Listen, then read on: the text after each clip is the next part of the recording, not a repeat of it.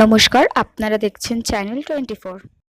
দাদা, গতকাল দেখা গেছিল বিজেপির এক কর্মীকে বীজপুর বিধানসভার বিধায়ক এবং চেয়ারম্যান ছিলেন, এবং আপনারা সকলে উপস্থিতিতে তাকে দেখতে যান এবং তার পাশে থাকেন, সব রকম সহযোগিতা করবেন। কিন্তু আজকে বিজেপি নেতা দেবাশিস দত্ত ওরফে রাজা দত্ত তিনি একাধিক অভিযোগ করেছেন যে বিজেপি থেকে তৃণমূলে আসা নাকি আপনার ব্যবসা, নাম না করে আপনাকে কটাক্ষ করেছেন। কি বলবেন? উনি হলো একটা জোকার। আমরা ওনাকে জোকরই ভাবি। হালিশহরের লোক জানে ওনার ক্যারেক্টার ব্যাপারে। উনি কোনো কথা বললে লোক জানবে ভিত্তিহীন কথাবার্তা আছে। ব্যবসাটা উনি করেছেন, আপনারা দেখেছেন আনন্দ পত্রিকায় বেশ 15 দিন লিখেছিল পুকুর ভরাট নিয়ে। যত হালিশহরে পুকুর ভরাট হয়েছে ক্ষমতায় জোরে উনি কিন্তু পুকুর ভরাট করেছিলেন। যখন সিআইডি উনার উপরে চড়াও হয় তখন কিন্তু এলাকা ছেড়ে উনি পালিয়ে যায়। কোনো নেতাদের পা ধরে কোনোভাবে নিজেকে বাঁচিয়ে নিয়ে এসে কোনোভাবে এলাকায় থাকলেন। উনি যা যা করাপশনগুলো করেছেন গোটা হালিশহর জানে, পুরা গোটা বীজপুর জানে। 4 নম্বর, 6 নম্বর, 7 নম্বর এই ওয়ার্ডগুলো স্পেসিফিকভাবে উনি টাকা চাকরির নাম করে টাকা নিয়েছেন। আমি যদি নামটা বলি না ওনার রাতে ঘুম উড়ে যাবে। তো ওই জন্য বলা যায় যে যার নিজের বাড়ির কাছে থাকে ও অন্য কারো বাড়িতে ঢিল ছুঁড়ে না। উনার ক্যারেক্টার সম্বন্ধেও আমি জানি, উনার চরিত্র সম্পর্কেও আমি জানি। উনি কোন ধরনের মানুষ, কার কত উনি সেবা করেছে, কি মেওয়া নিয়েছে আর কি লুট করেছে সবাই জানা আছে আমাদের। কিন্তু এই যে আপনাকে যে দল পরিবর্তন, সেটা একটা ব্যবসায়িক আখ্যা দেওয়া, সেটা কি বিষয়ে দেখছেন? উনার কথায় গুরুত্ব দিব কেন? উনি কে? উনি বিজেপি আছে আগে জানেন? এটা ওই 2022-এ তো অর্জুন সিং এর সঙ্গে তৃণমূল করেছেন। আর তারপরে যখন অর্জুন সিং তৃণমূলের প্রার্থী, আবার তৃণমূল থেকে বিজেপি এসে প্রার্থী হলেন, তো উনি কি বিজেপি জয়েন করেছেন? উনিটা কে? আরে বা বললাম তো, একটা জোকার, রায়ত্ব। ও তো ওনার ক্যারেক্টার তো পুরো হালিশহর বীজপুর জানে।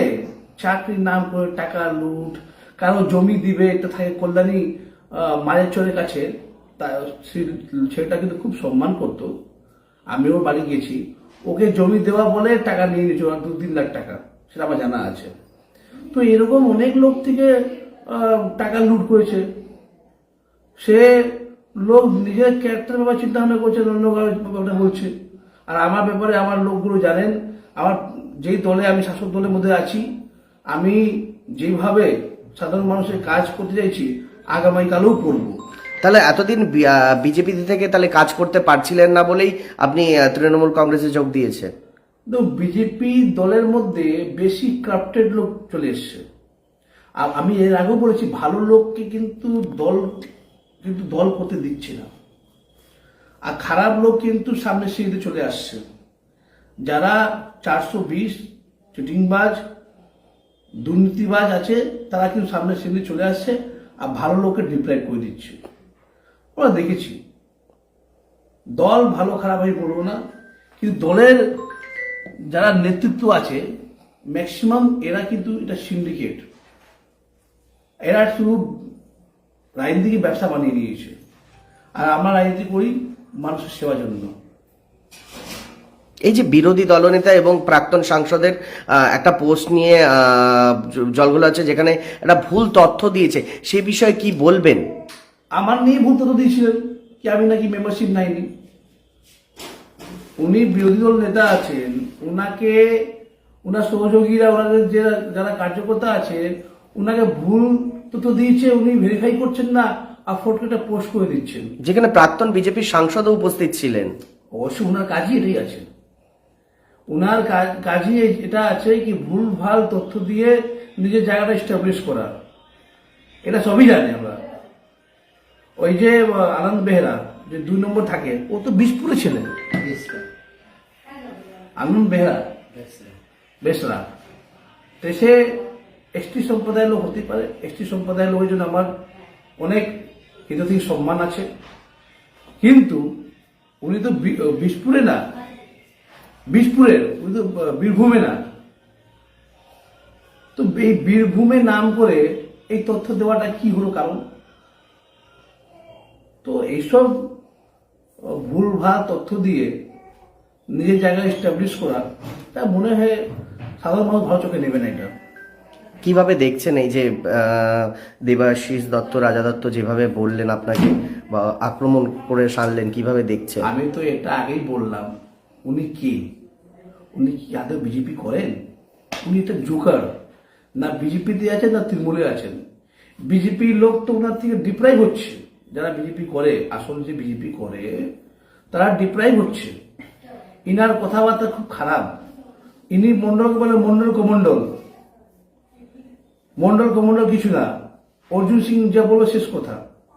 তো এই ধরনের যার চিন্তা ভাবনা আছে সেই কোনো পার্টিকে বাঁচতে পারে না। সেই লোকের ক্যারেক্টার বিষয়ে কোন রাতে কার বাড়িতে যান অনেক কিছু জানা আছে, আর কার কার থেকে চাকরির নাম করে টাকা তুলেছেন এটাও সবাই জানে, আর উনার কার কার থেকে টাকা নিয়েছেন ওটাও আমাদের জানা আছে। সামনে একটু অপেক্ষা করুন, সব সামনে চলে আসবে। আজকে আমি বলছি, যার টাকা পায় তারাও বলবে, যা জমি জমি টাকা দিয়েছে তারাও বলবে, আর কত পুকুর ভরাট করেছেন তার কফি কিন্তু দিতে হবে নাকি, আজ না হলে কালকে। আমাদের এই ভিডিওটা ভালো লাগলে লাইক করবেন এবং এরকম আরো ভিডিও দেখার জন্য চ্যানেলটিকে সাবস্ক্রাইব করবেন।